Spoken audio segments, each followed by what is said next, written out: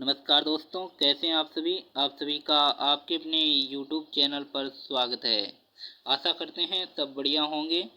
तो आज के इस वीडियो के अंदर हम बात करेंगे आपके साहित्य की, जो कि काव्य खंड है उसके जो चैप्टर है, फर्स्ट चैप्टर है आपका जयशंकर प्रसाद वाला। उसके संबंध में हम बात करने वाले हैं। इसके दो आपकी कविताएं दी गई है, देवसेना का गीत और कार्नेलिया का गीत। देवसेना का गीत और कार्नेलिया का जो गीत है वो आपकी दो कविताएं यहाँ पर आपको देखने को मिलती है, जिसका हम आज इस वीडियो के अंदर संपूर्ण जानकारी प्राप्त करने वाले हैं।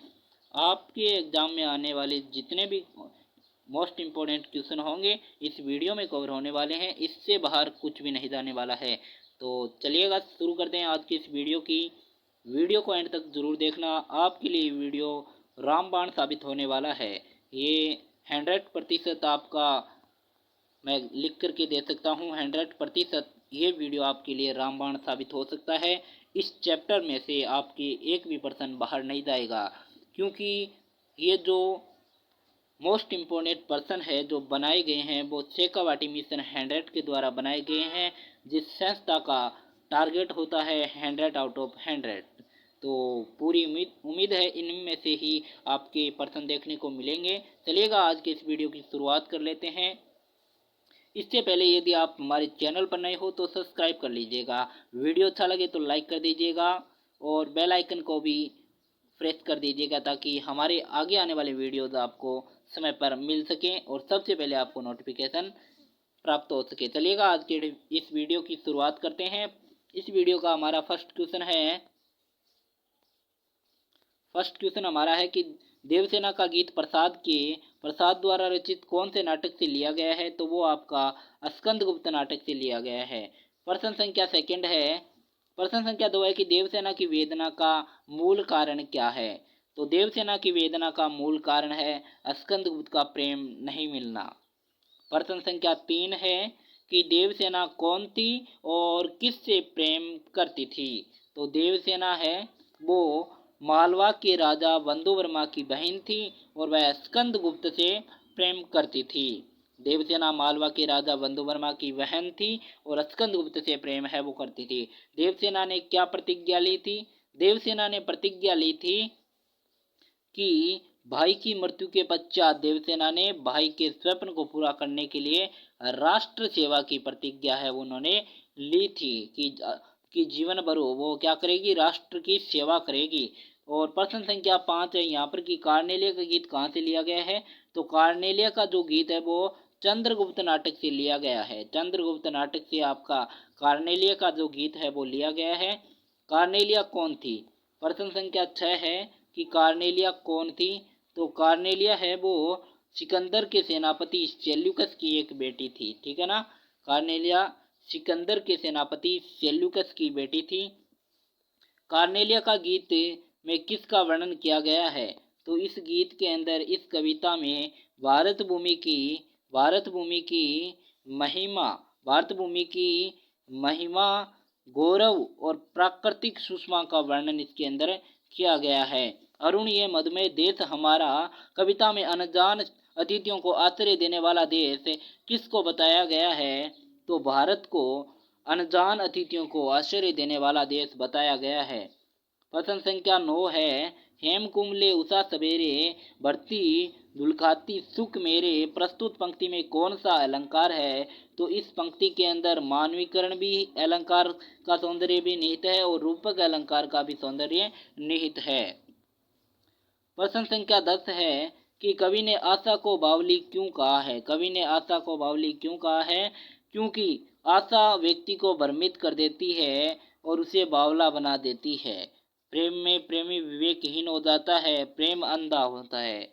देवसेना ने भी स्कंदगुप्त से प्रेम किया और वह आशा मन में पाली कि स्कंदगुप्त उसे अपना लेगा। उसकी आशा उसके मन का पागलपन ही था, वह स्कंदगुप्त का प्रेम न बात की। प्रश्न संख्या 11 है कि मैंने ब्रह्मवश जीवन संचित मधुकरियों की भीख लुटाई। पंक्ति का भाव स्पष्ट कीजिए। तो देवसेना निराश और दुखी होकर जीवन के उस समय को याद करती है जब उसने स्कंदगुप्त से प्रेम किया था। उन्हीं क्षणों को याद करते हुए वह कहती है कि मैंने स्कंदगुप्त से प्रेम किया और उन्हें पाने की चाह मन में पाली, किंतु ये मेरा भ्रम ही था। मैंने आज जीवन की आकांक्षा रूपी पूंजी को भीख की तरह लुटा दिया है। मैं इच्छा रखते हुए भी स्कंदगुप्त का प्रेम न पा सकी। आज मुझे अपनी इस भूल पर पश्चाताप होता है। प्रश्न संख्या 12 है कि देवसेना की निराशा के कारणों को लिखिए। तो देवसेना की निराशा के दो कारण थे। प्रथम था कि हुणों के द्वारा आक्रमण किया गया था और उसमें उसके भाई बंधु वर्मा एवं परिवार के सदस्यों को वीरगति प्राप्त हुई और जीवन भर अकेले रहकर उसे संघर्ष करना पड़ा।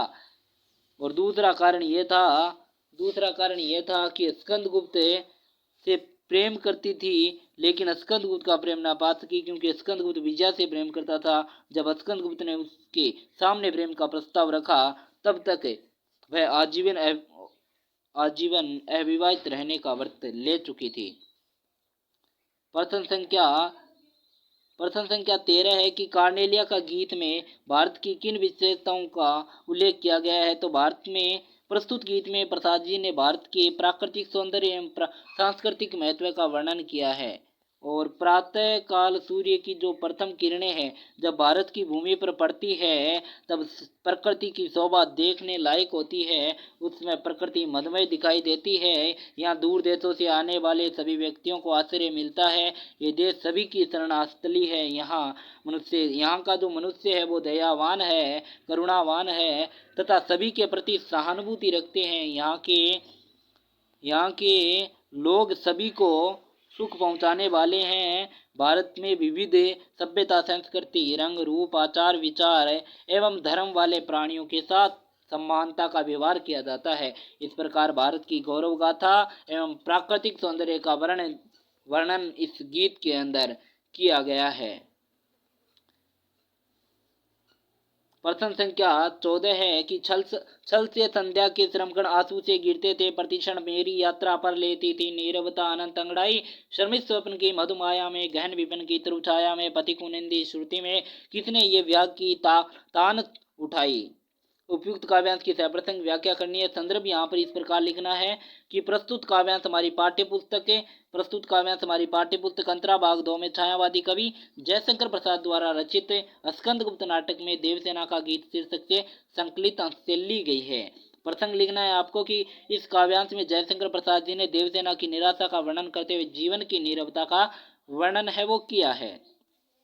व्याख्या आपको लिखनी है कि देवसेना को स्कंदगुप्त का प्रेम न मिलने के कारण वह निराश है और उसकी आंखों से प्रति क्षण आंसू है वो गिर रहे हैं। वह कहती है कि ये आंसू पसीने की बूंदों की तरह गिर रहे हैं। मेरे जीवन की इस यात्रा में नीरवता प्रतिपल अंगड़ाई ले रही है। देवसेना ने स्कंदगुप्त के प्रेम की सुखद आकांक्षाओं के सपनों को संजोया, किंतु उसकी आकांक्षाएं अतृप्त रही।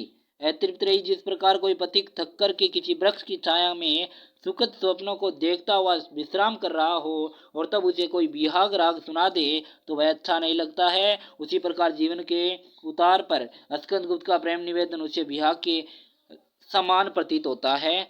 तब स्कंदगुप्त का प्रणय निवेदन उसे अच्छा नहीं लग रहा है।